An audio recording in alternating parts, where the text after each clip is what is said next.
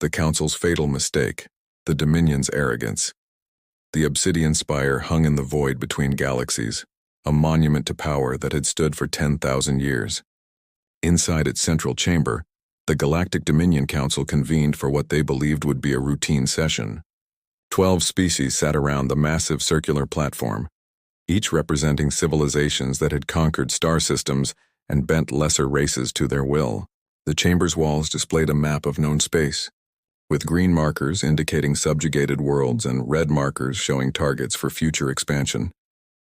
High Chancellor Vornak stood at the center, his crystalline body refracting light into sharp angles across the floor.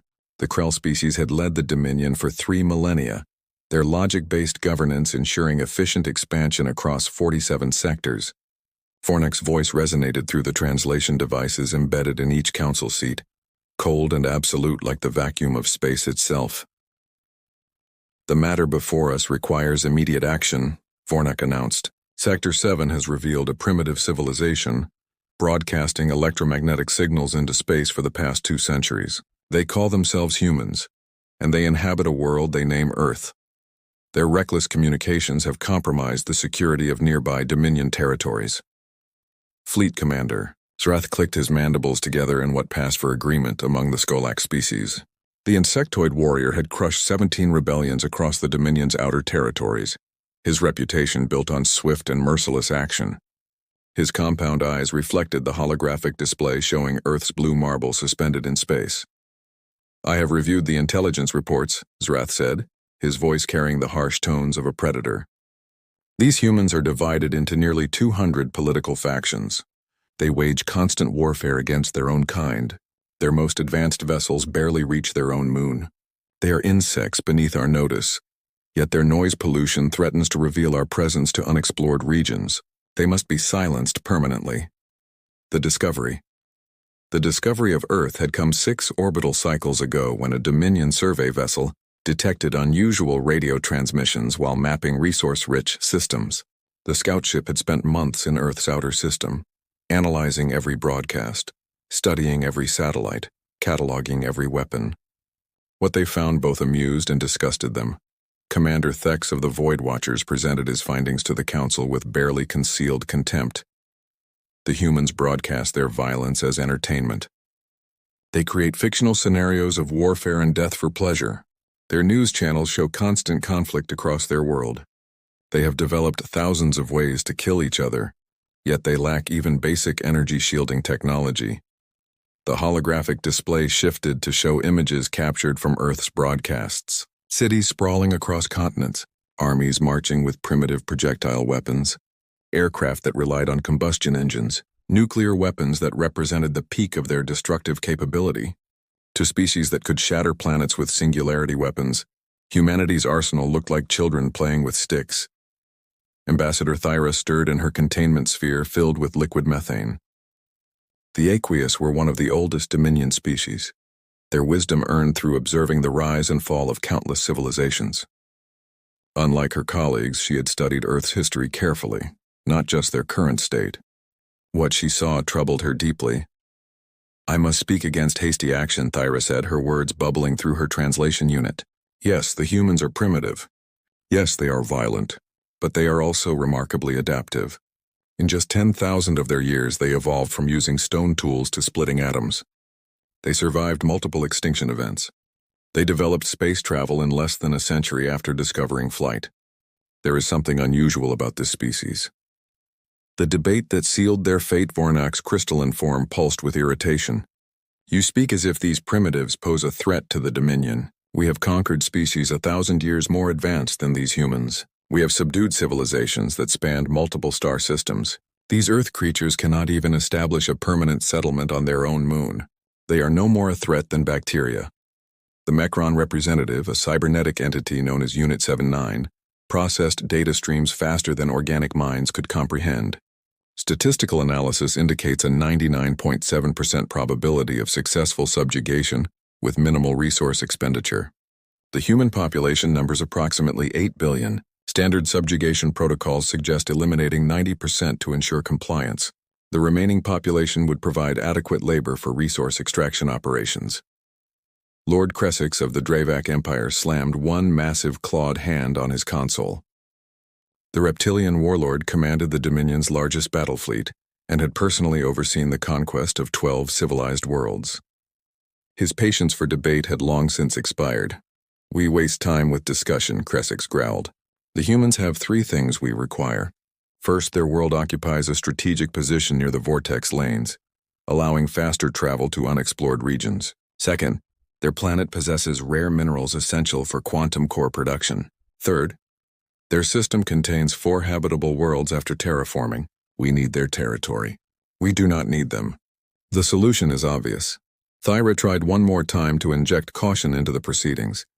"The humans have a saying in one of their languages. Desperate animals are the most dangerous. If we attack without attempting contact, without offering them a chance for peaceful integration, we may create an enemy where we could have found an ally." The chamber erupted in what passed for laughter among the assembled species. Clicks, hisses, electronic pulses, and crystalline chimes mixed into a cacophony of mockery. The idea that primitive humans could be enemies to the Dominion was absurd beyond measure. Vornak raised one crystalline appendage to silence the chamber. "Ambassador Thyra, your caution is noted but rejected. The Dominion does not negotiate with primitives. We do not offer membership to species that have not proven themselves worthy. The humans have proven only that they excel at destroying themselves. We will save them the trouble and harvest their world's resources for civilized purposes." War declaration, the vote was called. 11 appendages, claws, tentacles, and energy signatures indicated agreement. Only Thyra's sphere remained still, her silence a protest that would be recorded but ignored. The decision was made. Earth would fall. Fleet Commander Zrath stood to receive his orders, his segmented body straightening to full height. "You will take the 4th Subjugation Fleet to Earth," Vornak commanded. 500 warships should be more than sufficient to eliminate any resistance. Offer them one opportunity to surrender. When they refuse, as they certainly will, demonstrate why the Dominion rules 47 sectors.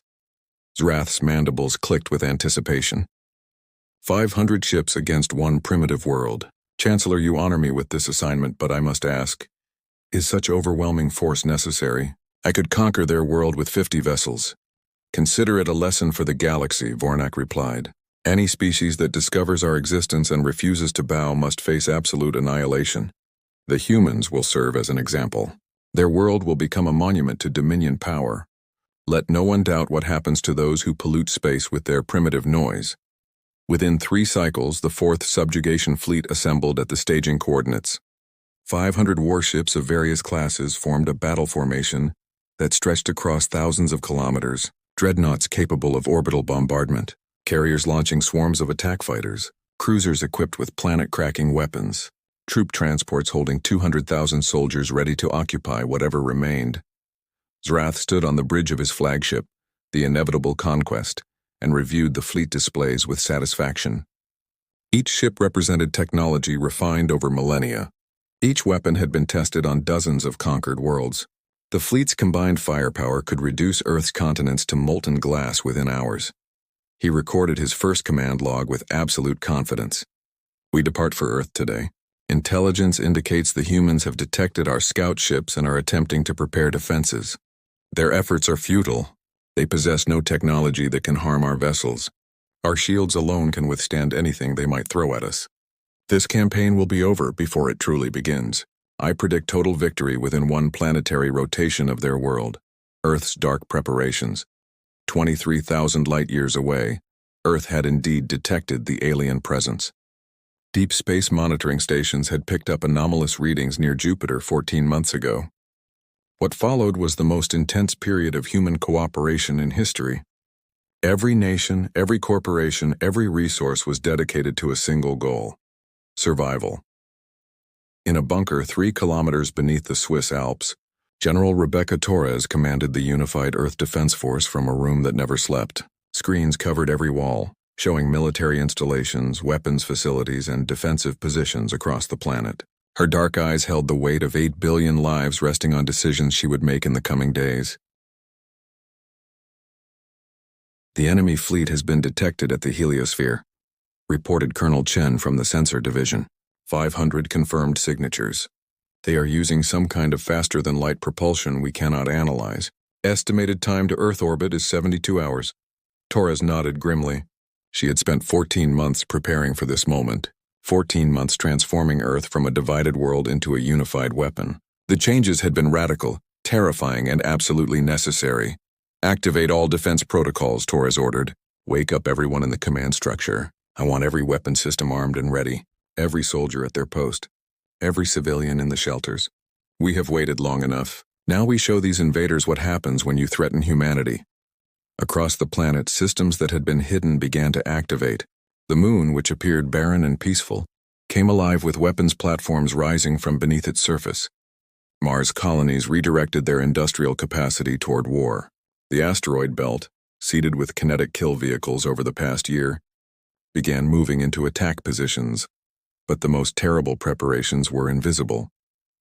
Dr. Sarah Chen worked in a bioweapons facility beneath the Atlantic Ocean, where the most brilliant and ruthless minds had spent 14 months analyzing samples recovered from the alien scout ship that crashed in the Pacific. They had mapped alien biology down to the molecular level. They had created weapons that violated every convention humanity had ever written.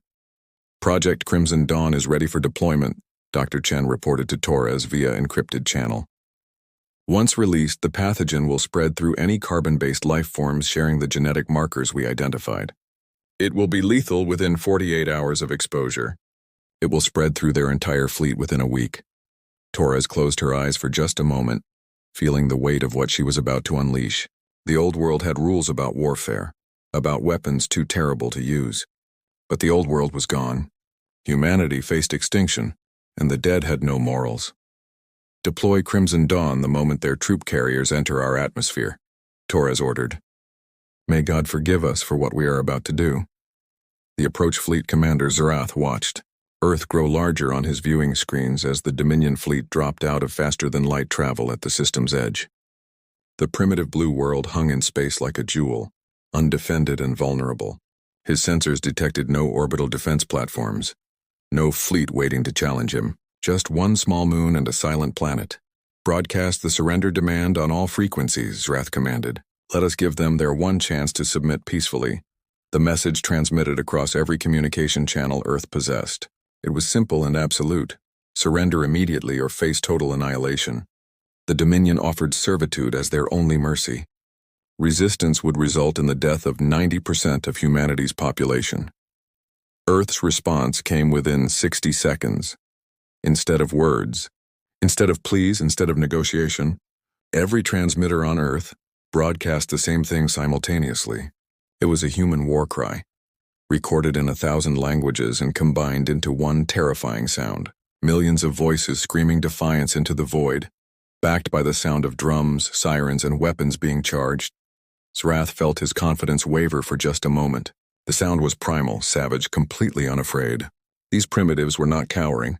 They were challenging the Dominion fleet to battle. All ships advance to orbital bombardment range, Zarath ordered, his voice hardening. Demonstrate what happens to primitives who dare mock the Dominion. The 500 warships accelerated toward Earth in perfect formation. Their weapons powered up, their shields at maximum, their crews confident of easy victory. They had conquered civilizations far more advanced than humanity. This would be just another routine subjugation. Behind them, hidden in the asteroid belt, automated systems began their countdown. Beneath Earth's surface, General Torres watched the enemy fleet approach and allowed herself a cold smile. Come closer, she whispered. Come close enough to see what desperation created. The trap was set. Humanity had prepared for this moment with every resource, every mind, every terrible weapon they could devise. The Dominion was about to learn that sometimes the most dangerous enemy was the one with nothing left to lose. The first battle for Earth was seconds away from beginning, and it would be nothing like what Fleet Commander Zarath expected. When prey becomes predator, the First Blood Fleet Commander Zarath watched his tactical display with satisfaction as the Dominion fleet entered Earth's orbital space. 500 warships spread into attack formation, their weapons locked onto military installations across the planet's surface. The humans had gone silent after their primitive war cry, likely realizing the futility of resistance. Standard procedure dictated a demonstration of power before accepting surrender. Commence orbital bombardment of their military facilities, Zarath commanded. Destroy their command centers, their weapons factories, their spaceports. Leave their cities intact for now. We will need the infrastructure for resource extraction operations. The first wave of plasma bolts lanced down from orbit. Military bases across 6 continents erupted in brilliant explosions visible from space. The Pentagon vaporized in seconds. Russian command bunkers collapsed into molten craters. Chinese missile silos ceased to exist. Humanity's conventional military infrastructure was being systematically erased. Minimal defensive fire detected, reported the tactical officer. They launched some chemical rockets. Our point defense eliminated them at 70,000 kilometers. Sir, these humans are even more primitive than projected. But something was wrong. Zarath's combat instincts, honed through dozens of campaigns, screamed warnings his conscious mind had not yet processed. The humans had given up too easily. No species broadcast defiant war cries only to surrender without firing a shot. His sensors showed no fleet, no defense platforms, nothing that could threaten his ships. Yet the silence from Earth felt like a held breath before a scream. Commander, new contacts, the sensor officer suddenly announced, confusion evident in his translated voice, detecting multiple launches from their moon, objects accelerating toward the fleet at 0.07 light speed. Configuration unknown. They are too small to be missiles, but too fast to be debris. Zarath magnified the moon on his display. The barren surface erupted with hundreds of launch plumes. Thousands of small objects streaked toward his fleet, moving faster than anything human technology should achieve. His tactical computers struggled to classify the threat. Point defense systems engage, Zarath ordered. Whatever these projectiles are, they cannot penetrate our shields. The Dominion's automated defenses activated, filling space with energy beams designed to intercept incoming threats. They destroyed hundreds of the approaching objects in seconds. But there were thousands more, and they were accelerating, spreading into patterns that suggested intelligence behind their targeting. The first kinetic kill vehicle struck the heavy cruiser Domination's fist at 0.08 light speed. It was nothing sophisticated, just a solid block of tungsten with guidance systems and engines. But at relativistic speeds, mass became the ultimate weapon. The impact released energy equivalent to 50 nuclear weapons concentrated on a single point. The cruiser's shields held for exactly 0.3 seconds before catastrophic failure. The tungsten block punched through the hull, through the reactor core and out the other side. The ship exploded from within, scattering debris across 10,000 kilometers of space. Shields are failing, the tactical officer shouted as more impacts struck across the fleet. These are not missiles. They are solid projectiles moving at fractional light speed. Our shields cannot dissipate kinetic energy at these velocities. All ships evasive maneuvers, Zarath commanded, his confidence evaporating as 7 more vessels exploded on his display. Launch all fighters. Establish defensive perimeter. How are primitives achieving these velocities? But Earth had not finished its opening move. The asteroid belt suddenly came alive with signatures. Hundreds of massive rocks, some the size of buildings, began accelerating toward the fleet. Humanity had spent 14 months placing engines on asteroids and pointing them at precise coordinates. Now those coordinates aligned perfectly with Dominion ship positions. Captain James Okoye watched from his command post in Kenya as the first wave struck home. The Nigerian officer had spent 20 years in special operations before being selected to lead Earth's unconventional warfare division. His screens showed the alien fleet scattering like startled fish as multi-ton asteroids crashed through their formations. Phase 1 successful, Okoye reported to General Torres. 47 enemy vessels destroyed. Enemy fleet breaking formation. Proceeding to Phase 2. Torres watched the chaos in orbit with grim satisfaction. The weapons humanity had deployed were simple, brutal, and completely unexpected by an enemy used to fighting with energy weapons and sophisticated technology. Kinetic kill vehicles and weaponized asteroids belonged to a different philosophy of warfare. They did not need to be smart. They just needed to hit hard. Deploy the drone swarms, Torres ordered. Descent into hell across Earth's surface. 10 million automated drones launched simultaneously. They were cheap, mass-produced, and carried just enough fuel for one-way trips. Each drone packed high explosives and guidance systems programmed with a single directive. Identify alien vessels and detonate on contact.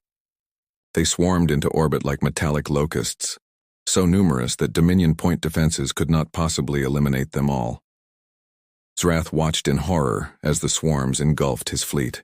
Individual drones posed no threat to shielded warships, but thousands of simultaneous impacts overloaded defensive systems. Ships designed to withstand capital-class weapons fire found their shields flickering and failing under sustained assault from crude explosives. "Ground forces deploy immediately," Zrath commanded. "If we cannot control orbit, we will take the surface. Launch all troop carriers. Establish beachheads in their major population centers." 150 troop carriers broke from the fleet and dove toward Earth's atmosphere.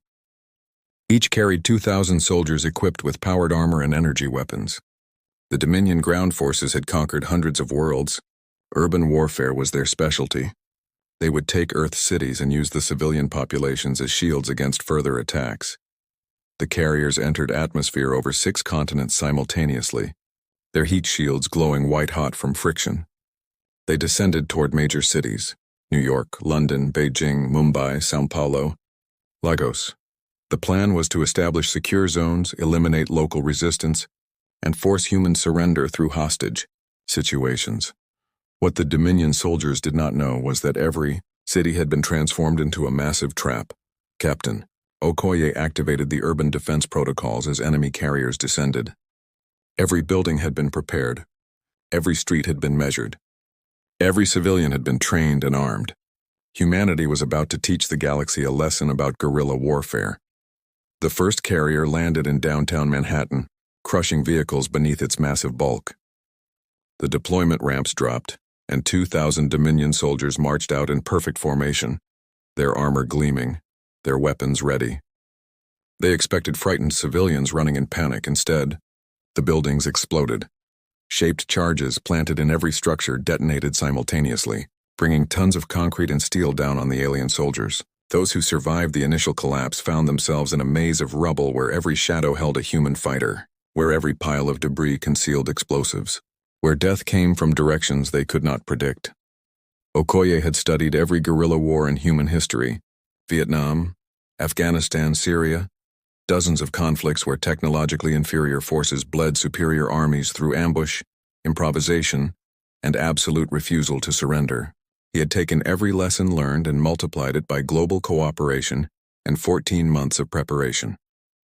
A Dominion squad advanced down what had been Fifth Avenue, their sensors detecting life signs in the surrounding ruins. They moved in standard formation, weapons covering all angles.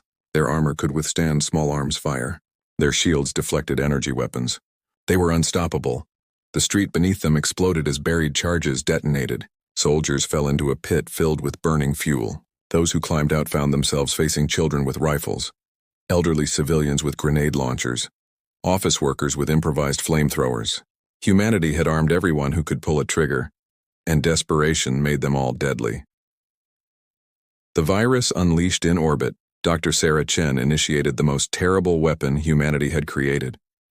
Project Crimson Dawn released from canisters hidden on the troop carriers themselves, planted by saboteurs who had infiltrated the landing zones hours before. The pathogen was invisible, airborne, and absolutely lethal to the specific genetic markers found in Dominion species. The first Dominion soldier to feel symptoms dismissed it as combat stress. His breathing became difficult. His vision blurred. Within minutes he collapsed, his internal organs liquefying. The soldiers around him rushed to help, exposing themselves to the pathogen. Within an hour, entire platoons were dying. Zrath received the reports from the surface with growing horror. Medical emergency across all ground forces. Unknown biological agent. 70% casualty rate within the first 6 hours. Remaining forces requesting immediate evacuation. The bioweapon spread through the fleet as evacuated soldiers brought it aboard ships. Dominion vessels designed for space combat had never considered biological warfare. Their air recycling systems spread the pathogen efficiently to every deck. Crew members fell ill by the thousands. Dr. Chen watched the pathogen spread through tracking algorithms, her face expressionless. She had designed this weapon knowing exactly what it would do, knowing it violated every principle of ethical warfare, knowing it was necessary. "The aliens started this war," she said quietly to her assistant. "They chose to come here. They chose to threaten our families. They brought this on themselves. Humanity's Wrath General Torres coordinated the counterattack from her bunker as the Dominion fleet began to collapse. Across the solar system, hidden weapons platforms activated. Mars launched electromagnetic pulse weapons that disabled shields across a dozen enemy vessels. Jupiter's moons released clouds of metallic chaff that clogged engine intakes and sensor arrays. The asteroid belt became a shooting gallery as human-controlled kinetic weapons picked off disabled ships. Earth's moon, now revealed as a massive weapons platform, fired railguns at targets marked by ground-based lasers. Humanity fought with technology centuries behind their enemy, but they fought with creativity born from 10,000 years of warfare against themselves. Captain Okoye led the ground forces in a coordinated push against the remaining Dominion beachheads. His fighters moved through cities reduced to rubble, using every trick humans had ever devised for urban combat. Snipers with chemical projectile rifles took out alien officers from kilometers away. Fighters with homemade explosives turned every building into a potential ambush. Civilians armed with Molotov cocktails attacked from windows and rooftops. The Dominion soldiers, trained for conventional warfare against civilized opponents, could not adapt to an enemy that refused to engage directly, could not counter an enemy that valued victory over honor, survival over rules. Every street became a killing field. Every building a death trap. In space, the surviving Dominion ships tried desperately to regroup. Zarath had lost 300 vessels to kinetic weapons, drone swarms, and system failures caused by the biological weapons spreading through his crews. His remaining 200 ships were damaged, their crews depleted, their morale shattered. "Request reinforcements from Dominion High Command," Zarath ordered, his voice betraying the first hint of fear. "Tell them Earth is not what we thought. Tell them these humans are not primitives. Tell them we need the full Third Sector fleet immediately." But it was too late for reinforcements. Torres had been waiting for the enemy to cluster their remaining ships for mutual protection. Now they had obliged her. "Deploy Project Prometheus," Torres commanded. The breaking point deep beneath the Pacific Ocean, automated systems activated the final weapon. Antimatter warheads, humanity's most carefully guarded secret, launched toward the clustered Dominion fleet. 12 missiles, each carrying enough antimatter to destroy a continent, streaked into orbit. Zarath's sensors detected the launches with alarm. New missile contacts, chemical propulsion, primitive guidance systems, multiple warheads, configuration suggests nuclear weapons. His tactical officer worked frantically at his console. "Sir, these are not standard nuclear devices. The energy signatures are wrong. The warheads are showing matter-antimatter reactions. Impossible. These primitives should not possess such technology. All ships maximum shields," Zarath screamed. "Evasive maneuvers. Point defense, engage all targets." The Dominion fleet destroyed 8 of the 12 missiles before impact. The remaining 4 reached their targets and detonated simultaneously. Matter and antimatter annihilated each other in blasts that briefly rivaled the sun's output. Shields designed to withstand plasma weapons simply ceased to exist. Ships vaporized instantly. The shock waves propagated through the fleet, crippling vessels thousands of kilometers from the blast centers. When the light faded, only 83 Dominion ships remained operational. Zarath's flagship was one of them, heavily damaged but intact. His crew was decimated by Crimson Dawn. His fleet was shattered. His ground forces were extinct. In 72 hours, humanity had destroyed 417 warships and 200,000 soldiers. "Retreat," Zarath ordered, his voice hollow. "All surviving vessels withdraw to slipspace coordinates. We are leaving this cursed system immediately." The Dominion fleet limped away from Earth, leaving debris and bodies scattered across millions of kilometers of space. The humans did not pursue. They simply watched their enemy flee, their war cry echoing once more across every communication frequency. Aftermath and warning, General Torres stood in her command center surrounded by exhausted officers. The cost had been terrible.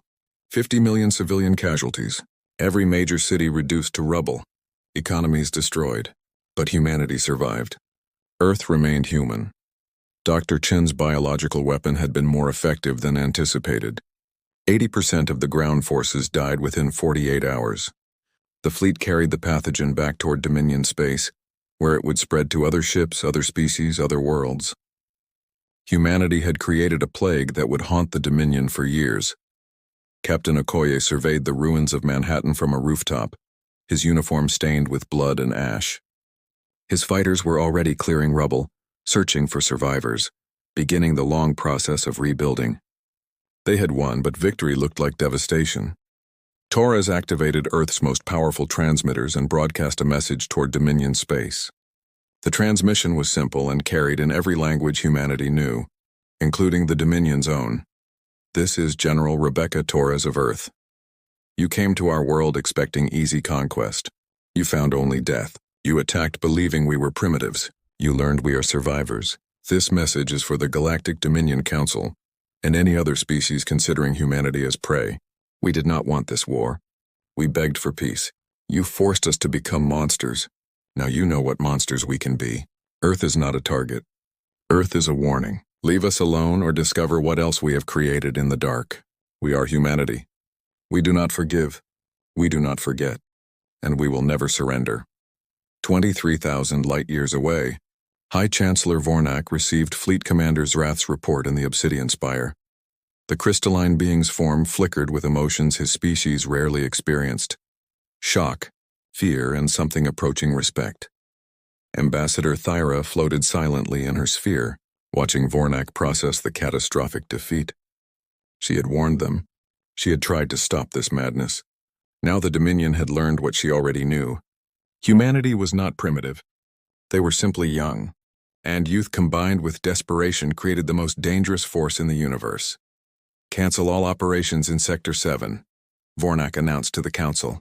Declare Earth system a restricted zone. No Dominion vessel is to enter human space under any circumstances. Add humanity to the restricted contact list alongside the Void Ancients and the Crystalline Swarm.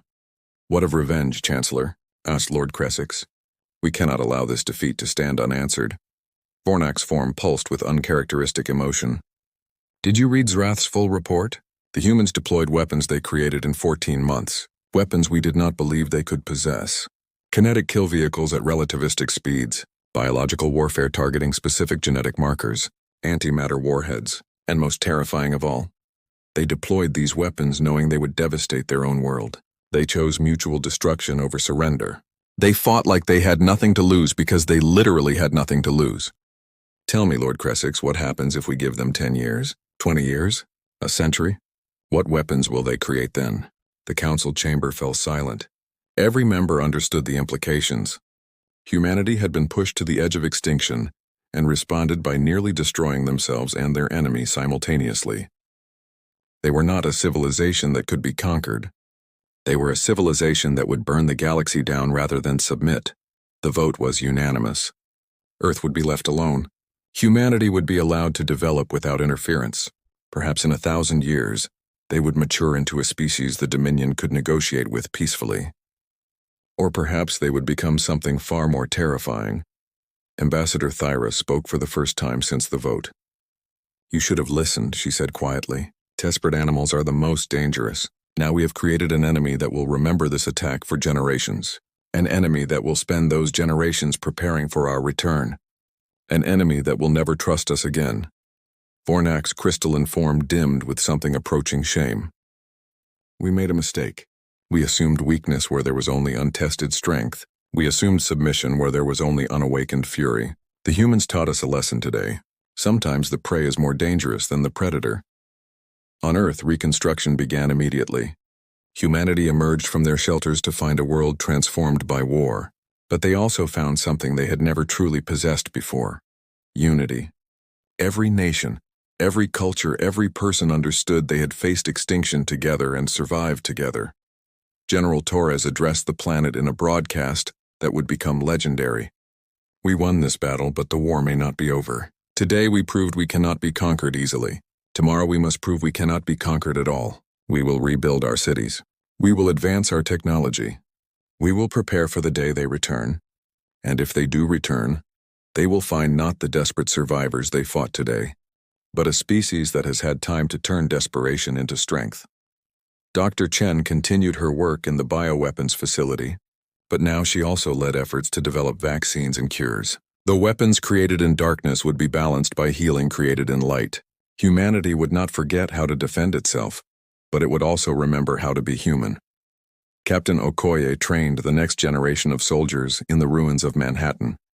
His lessons were simple: never give up, never surrender, and never let anyone forget what humanity achieved when the galaxy tried to erase them. The Dominion Council never returned to Earth. The story of humanity's defense spread through the galaxy like wildfire. Species that had considered attacking Earth immediately reconsidered. Species that had ignored humanity suddenly took notice. The primitives from the Blue World had announced their presence to the galaxy in the most terrifying way possible. Earth had been attacked by the mighty Galactic Dominion. Earth had nearly been destroyed, but Earth survived, and in surviving, humanity sent a message that echoed across the stars. We are here. We are strong, and we are not going anywhere. The Dominion would spend decades recovering from their failed invasion. They would mourn their dead, rebuild their fleet, and forever remember the day they learned that technological superiority meant nothing against species willing to sacrifice everything for survival. High Chancellor. Vornak kept one piece of intelligence classified from even the Council. Before Fleet Commander Zarath's fleet had been destroyed, human transmissions had been intercepted. One message, repeated in 1,000 languages, had been broadcast constantly during the battle. The message was simple: remember this day. Remember what you made us become, and pray we never meet again.